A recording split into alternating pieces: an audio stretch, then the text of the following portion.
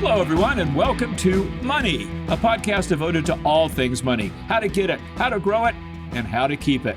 I'm your host, Stacy Johnson, and this podcast is brought to you by MoneyTalksNews.com, serving up the best in personal finance news and advice since 1991. My co-host is money expert Miranda Marquit from MirandaMarquit.com. Hello, Miranda. Hey, how are you doing today, Stacy? I am doing fabulous. Thank you for asking. What's on our agenda for today? Yeah, so in this podcast, we'll discuss whether the stock market has bottomed, smart things to do with your coronavirus-related stimulus check, and if you're one of the millions of Americans now unemployed, how to make extra money from home. We have a very full agenda. Let's get right to it. Let's start with our market review. Now, last week when we talked, we were talking about how to find a market bottom. And I posited that there were three things to look for a market bottom. First of all, when we began turning the corner on coronavirus, meaning when we were getting fewer new cases. That has not occurred, obviously, in the last week. No, it has not. We're now number one. Right. And also getting help from Uncle Sam. That's occurred in a huge way since last Friday. See, and I'm not sure we're quite there yet, if I may, because if you look at it, they're putting together a big fund to prop up the stock market, which, yes, will probably help. But at the same time, the one-time stimulus payments they're suggesting are probably not going to be enough to turn the tide as far as consumers go and being able to spend in the economy. When consumers can't spend in the economy, then that impacts the stock market negatively as well. So I'm not sure that the help from Uncle Sam is that huge yet. I think we're probably going to need more. You think it won't be the last, and it probably won't be the last stimulus, but you have to admit though, Miranda, monster stimulus, $2 trillion. Nothing has ever approached it.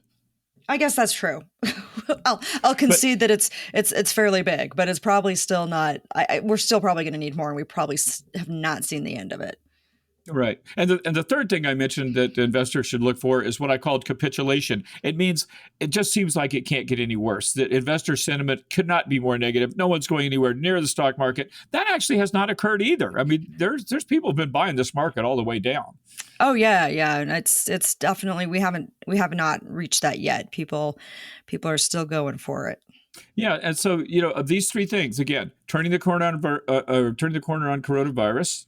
Has not happened, but help from Uncle Sam has happened. Capitulation hasn't happened.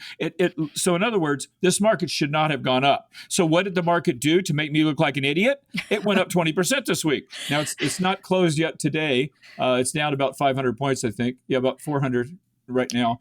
But nonetheless, this market went up 20% in the last week. Stacy must have been wrong. Or was I? What do you think? Do you think it's over?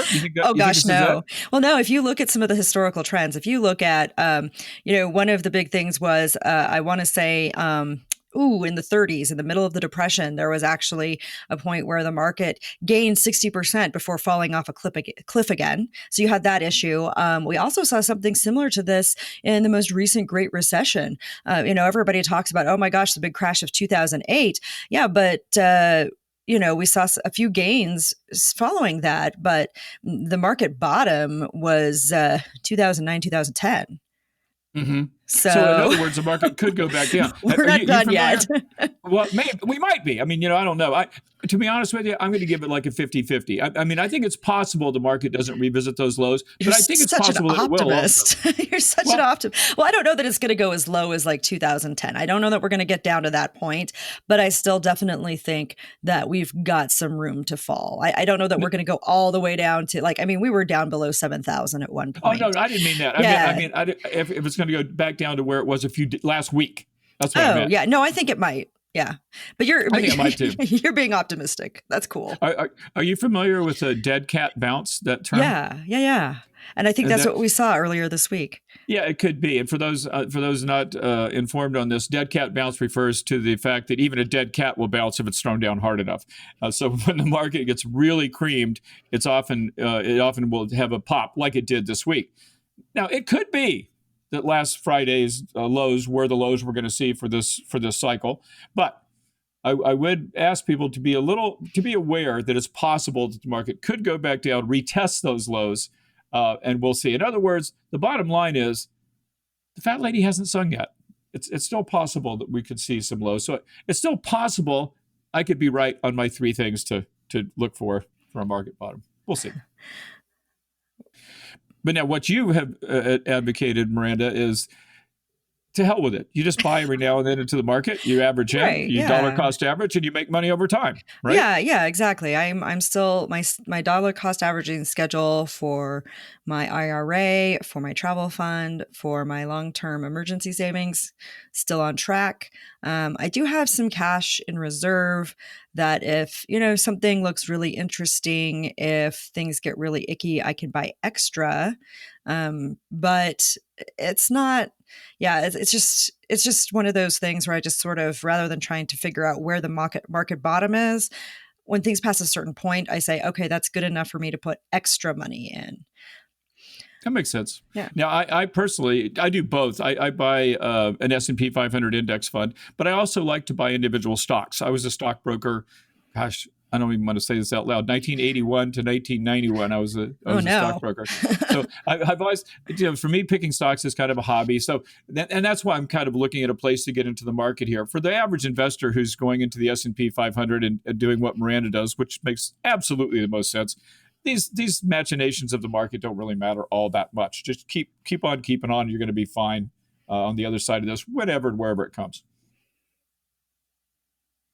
Should we move on, or do you have more market commentary? I got no more market commentary. Let's move on to our continued Debbie Downer stuff. Okay, so we've squeezed that sponge then. Okay. Oh, for now, yeah. I mean, Yeah, and what's amazing though too, folks, is that the market jumped 20% this week, and 3.4 million people filed for unemployment. Oh man, I mean, you can see where they're really focusing more on, like, the market's really super focused right now on corporate profits and whether corporations are getting the bailouts, and that's what's really influencing the stock market rather than the underlying fundamentals of the economy. Like that's where we're at right now. Yeah, I'm wondering the same thing. I'm thinking, like, do people realize how bad this is going to be yet? I mean, yeah, I get that Uncle Sam stepped up to the plate and with $2 trillion, but you guys, have you seen a chart of filing for unemployment This is the benefits? most ever. I mean, this is insane. It's just insane. Well, last week it was 600,000, and that was the most ever. Almost 700,000, really, and that was the most ever. And this week it was 3.4 million. And the thing you have to realize too is that when they put out the job loss numbers for March, when they report those in April, they're only going to be through March 12th. Yeah, so it could be worse next week. Yeah, I mean, like we're gonna see like ADP payroll reports, we're gonna see Bureau of Labor Statistics reports, and we're gonna be like, oh, that's not so bad, but that's because the numbers haven't cycled through yet. Oh, and next Friday we'll see the unemployment report for March. Right, but it won't have everything, I don't think. No, right, it won't. It's just an amazing. Like I was saying, if you saw a chart of this, folks, imagine a 50-year chart of unemployment claims, and it's a little line going along the bottom of the chart, just like barely, almost at the very bottom, and all of a sudden it goes up to the ceiling. I mean, it's amazing how many people filed for unemployment this week. It's astounding. Right. And this is where your tie into the stock market really kind of makes sense, because when you look at that, you have to realize a couple of things. First of all, $1,200 for most people is maybe going to get them their rent for next month. And then what are they going to do? What are these 3.4 million people going to do? And then next, a lot of people aren't talking about the fact that in this country, we still tie healthcare to jobs. Yes. So even though unemployment benefits, the $2 trillion package included more unemployment benefits and saying, all right, you're going to get $600 a week on top of your regular unemployment. So even though that's there, and that's probably going to be somewhat helpful, that doesn't solve the health insurance problem. And, and isn't it ironic? Right. And it doesn't address the fact that the one of the consequences of this unemployment this boost in unemployment benefits could be that even more companies feel comfortable laying people off. Oh, that's a good point. I hadn't thought of that. But isn't it kind of ironic that here we are at a point in history where people are getting laid off. They're going to lose their health insurance. Fortunately, the ACA, now we still have the Obamacare, for lack of a better term, which people can get. They can go on the internet and buy health insurance. But the government's trying to wipe that out. 3 million people are losing their jobs, and they're trying to eliminate the ACA. It's astounding. Right. Yeah. So, I mean, it's going to be interesting to see what happens. And this is why I think that we haven't hit the reckoning yet. Yeah, because we don't often wax political on this, but again, I mean, what the Affordable Care Act did was allow people with pre-existing conditions to get health insurance. They couldn't be turned down. And while the government is trying to eliminate that and allow people not to be able to get health insurance, millions of people are getting laid off. This is the wrong time to eliminate the ACA, or try to, in my opinion. Oh, yeah, for sure. I mean, you're not going to hear me. Whatever. Let's move on before things get too crazy.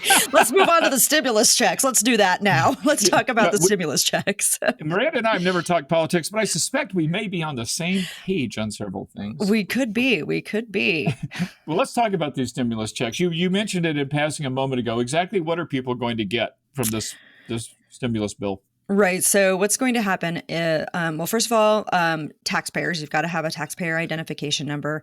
And it's going to be based on, if you have not filed your 2019 taxes yet, it's going to be based on your 2018 taxes. If you filed your 2019 taxes, it's going to be based on your 2019 taxes.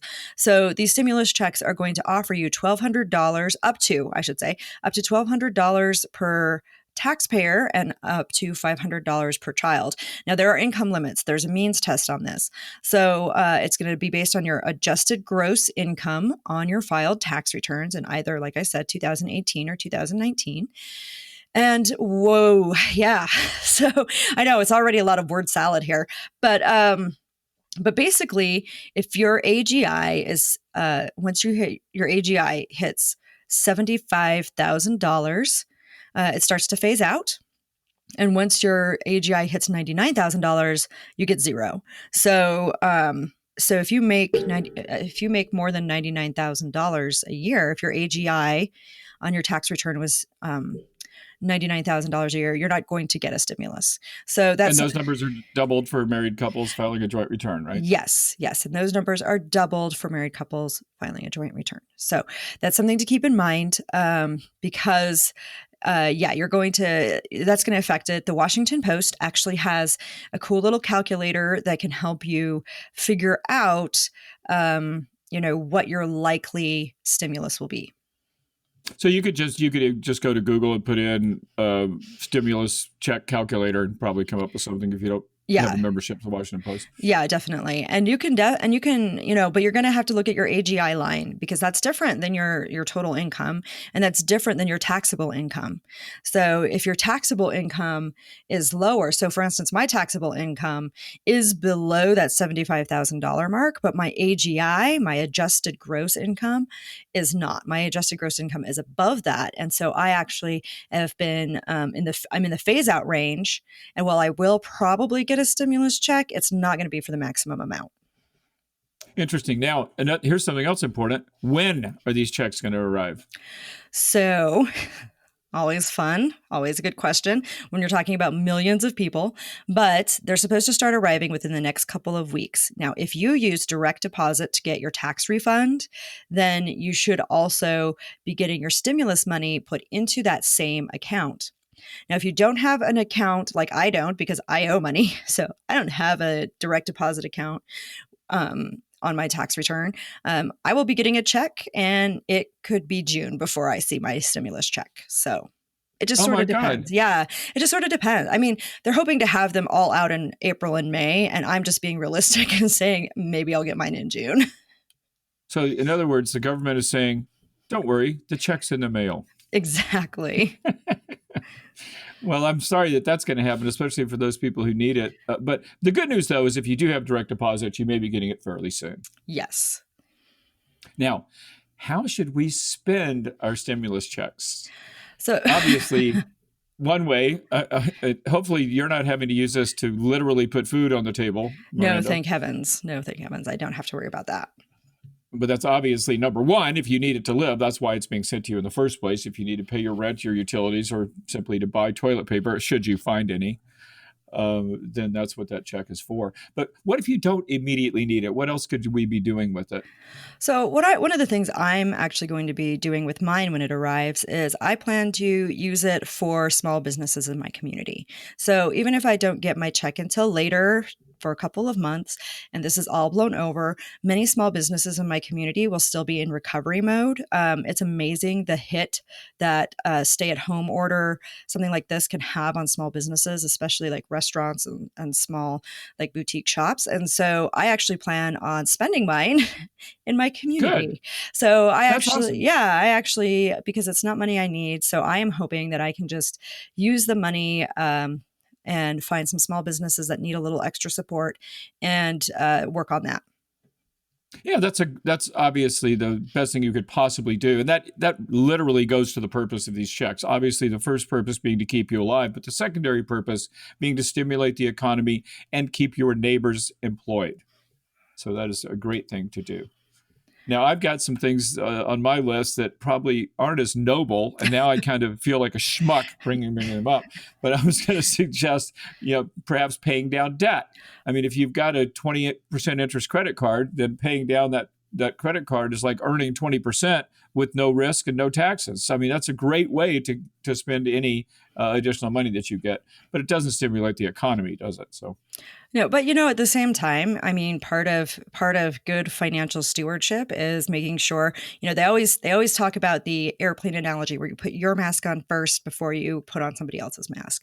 And the same thing with your finances, right? So if you don't need the money to live, but you're drowning in debt, and that drowning in debt is keeping you from being active in your community, keeping you from being able to do that, then yeah, by all means, pay down your own debt. And then in the future, you'll have more disposable income to spend in your community. So, I mean, I think definitely when you're prioritizing how you want to spend this money, it really does go back to your financial stewardship and making sure you're on top of things and kind of going down the checklist.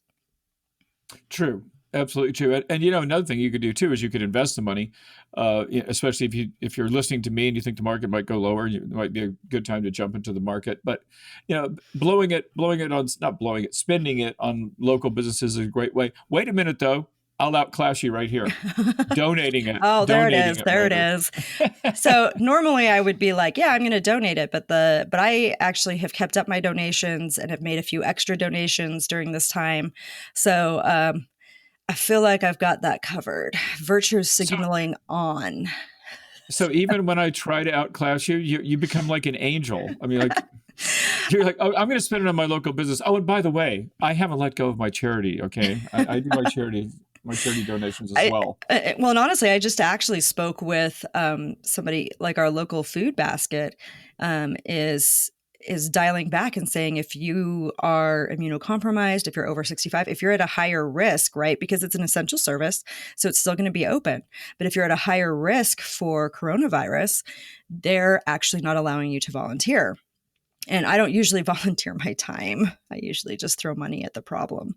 But Yeah, well, but I am actually going to go in, and starting next week, I will be volunteering to do the baby oh, that's formula. awesome. Yeah, I'll be volunteering to do the baby formula. So if you but that means, of course, that I'm going to have to take. I'm already social distancing anyway because I'm in that demographic that's likely to be a carrier but not show symptoms. So I'm already social distancing, but this is something I can do like in a back room, help out with some logistical stuff, and still, I'll have to take my social distancing to the next level, probably do some isolation while I'm doing this to make sure I don't bring it home or spread it more. But yeah. So look for ways that you can do that. If you can't give money, look for ways to give time. So this is the first time I've ever been on a podcast with Mother Teresa. I mean, If you're only I killing was me. that great. You're killing me here. I mean, you're going to spend your money in your local community to help people, and then you're going to donate. You don't have to donate to charity. You're already doing that. So you're going to donate your time to charity. Yeah. So let's just call this podcast "Be Like Miranda," folks. And you actually, I mean, seriously, I laud you for your efforts, and I think that's an awesome thing to do, and it is something people should emulate. Oh yeah, for sure. And by the way, we do have. I'm just checking out our site here to see what we've got at moneytalksnews.com. We do have an article called 21 Top Rated Charities Fighting the Coronavirus. So if you folks are looking for a place to donate, that article may be helpful to you. I'll try to put a link into our show notes there so you can find that article if you want to. Yeah, that'd be awesome. Okay, let's move on. Um, surviving the recession. That's our final topic of the day. So what we want to be talking about now is how can we make a little extra money on the side if we find ourselves laid off and we're waiting until June to get our $1,200 check.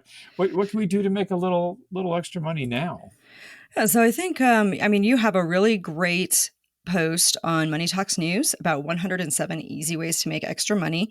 Not all of them are going to apply right now in the time of coronavirus, but some of them might actually help out a lot. I know that in my local area, DoorDash is hiring additional dashers and Instacart is hiring additional drivers as well.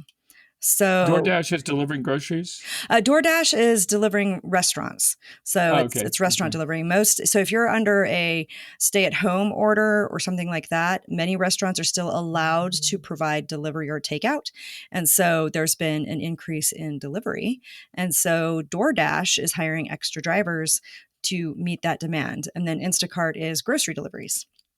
Oh, okay. And then there's Uber Eats, same type of thing. That's for restaurants, delivering for restaurants, right? I assume you don't want to be doing Uber or Lyft now. Too dangerous. It depends. I mean, you want to be careful, right? You want to be careful about your coronavirus because if you're transporting people, so that can be a problem. So you do want to be careful about that. And when so many people are under stay-at-home requirements or under lockdown, people aren't going anywhere anyway, right? Yeah. But there are so many things if you just use your imagination that you can do. Like Miranda said, we've got an article called 107 Ways of Making Extra Money. So there's plenty of things that you can do, especially if you'll use your imagination. I actually was just reading today on BuzzFeed, I think it was, about a guy he's a writer, but he can't leave the house. He's in San Francisco, I guess, and they literally can't leave the house. And so he was volunteering to write a poem or a haiku for like you've got on his Facebook page and people are paying like $5 to write a poem. And another one was a woman who does podcasting actually, and she said I'll talk about any subject you want for 20 minutes for $20 or something like that. And both these people are staying really busy. So if you just think about almost everybody is good at something. You can teach something, you can explain something, you can just be a companion. There's a lot of ways of making money. Oh Oh, yeah, another definitely. Another thing I saw today, which I'd never heard of, you can rent out your yard for other people's dogs. Have you ever heard of that? I have not. This is cool. This is different. Yeah, and I'm sorry, I can't remember the name of the thing. If I remember it, I'll put it in the show notes also. But I mean, assume obviously if people are home, they probably want their dogs around them. But there are situations too where maybe you have something like I'm doing right now for my home, a podcast. I don't want my dog barking in the background, so it's possible you could even do that now. Oh yeah, for sure. Well, and also, I mean, if you're an essential employee, if you're a healthcare worker, if you're working at the grocery store, you may need a place for you still need a dog walking service. You still need a place for your dog to go during Sure. the day. So that's still a thing. Yeah. And there's also things you can do. Let's assume for a moment you have no skills whatsoever, but you probably do have stuff. So maybe now's the time to sell some stuff. Right. Yeah, definitely. You can go online and sell some things. The handoff is going to be a little interesting if you're not mailing mailing the stuff. But yeah, go online, sell some of the old junk that's lying around. There are some things like TaskRabbit, for example, that allow you to do stuff without a whole lot of skills. Yeah. So Yeah. yeah. Yeah, you're right. But you could sell gift cards. Oh yeah, You yeah. If you you've could got sell. extra gift cards. I don't know about you, but I've got a drawer full of old electronics. I must have 30 cell phones and Oh all my kinds of. gosh. Oh, and computers. I have five, like old laptops just sitting around. Well, I'm afraid to do anything with them because I have to take the hard drive out or wipe the hard drive or whatever, and I just haven't done that. But if I had some time, I could go through this stuff and probably get something for it. And that's stuff that you mail. You don't have to hand it to somebody. You can do it from your home. Oh yeah, for sure. So yeah, so there are a lot of things that you can do to make some money off of what's in your house while you're sitting at home. And yeah, it's not perfect, but it's better than nothing. Yeah, you're right. And there's so many things. Like I mentioned this article, we've got 107 ways to make extra money, but you can also just go to Google and say, making extra money. And there also are companies that literally hire people who work from home. One of my good friends is a customer service person who's worked for an insurance company for many years, and she works at home. So if you're truly out of work, there are all kinds of companies that you may qualify to work from your kitchen table. Oh, yeah. And have a new career. And also, once again, remember that part of the stimulus package includes unemployment benefits, extra unemployment benefits. So if you have lost your job, make sure that you apply for unemployment benefits. Yes, and it's like an extra $600 yes. a week? Yes. A month? What is it? A week. I don't know. An extra $600 a week. That's great. So there are lots of things we could do. We're hopefully going to get a little extra money from unemployment. I've heard it in some places it's really hard to get through to even apply. Like the sites are crashing. Yeah, you're gonna have to check your state and see how things go, and you're going to have to see where your state stands as far as because some states will offer you unemployment even if you haven't been laid off, but it's called work share, and your hours are drastically cut. You can still apply for limited unemployment benefits. I live in a state that does not do that. So now is a good time to check into your state and see what kinds of things they offer. Cool. I think that's all I have. What about you, Miranda? Anything else on today's topics? No, I think we've pretty much canvassed it. Cool. And let's do this, though. Let's do some promotion for you, because you actually are a person who works at home. The reason I know Miranda, you guys, is because Miranda writes for moneytalksnews.com, as well as other major websites, including U.S. News and World Report. But you're a person who's always worked at or have worked at home for a long time, right? Oh, yeah, for 15 years. And so if you're looking for an absolutely flawless personal finance writer, now you know where to find MirandaMarquit.com. And by the way, since your name is a little unusual, it's Miranda's easy. Marquit is Marquit, right? Yep, Marquit. That is correct. So MirandaMarquit.com if you want to get a hold of Miranda. MoneyTalksNews.com if you want to get a hold of me. Look at our show notes for some links to some things we talked about today. We've had a great time. We're going to do it again next Friday. I will look forward to it. Miranda, have the best possible weekend, would you? You too.